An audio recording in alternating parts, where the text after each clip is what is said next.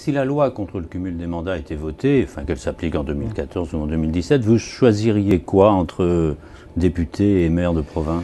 De me battre contre cette loi tout d'abord et de faire en sorte qu'elle ne soit pas votée. Et je forge de bons espoirs sur le fait qu'elle ne soit pas votée, puisque on est dans...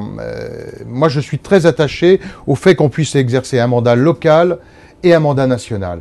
Un député qui a un mandat local, c'est-à-dire qui est confronté à un certain nombre de réalités comme on les a dans nos villes, tant que vous n'avez pas eu une mère de famille en face de vous sur un problème d'expulsion d'un logement, qu'on n'est pas confronté à l'organisation de la scolarité, de la politique du sport dans sa ville, de l'accompagnement aux aides d'entreprise, je pense qu'on légifère avec beaucoup plus de qualité quand on a cette connaissance du terrain.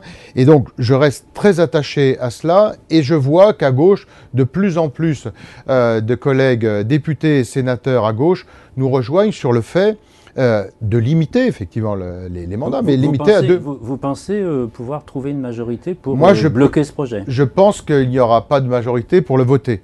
Et donc, on est en train d'y œuvrer. Il y a sans doute des aménagements à trouver, par exemple sur le nombre sur les fonctions exercées. C'est-à-dire que vous pouvez effectivement avoir 2 mandats, mais plusieurs fonctions. Vous pouvez être président d'un syndicat, président d'une intercommunalité, et en même temps maire et député. Donc aujourd'hui, il y a une limite claire, fonction et mandat sur le montant des indemnités. C'est 1,5 fois l'indemnité parlementaire. Donc ça, c'est plafonné, que vous ayez 15 fonctions rémunérées. De toute façon, c'est limité à 1,5 fois. Donc là, le cadrage est strict pour les parlementaires. En revanche, il y a parfois la possibilité d'exercer plusieurs fonctions.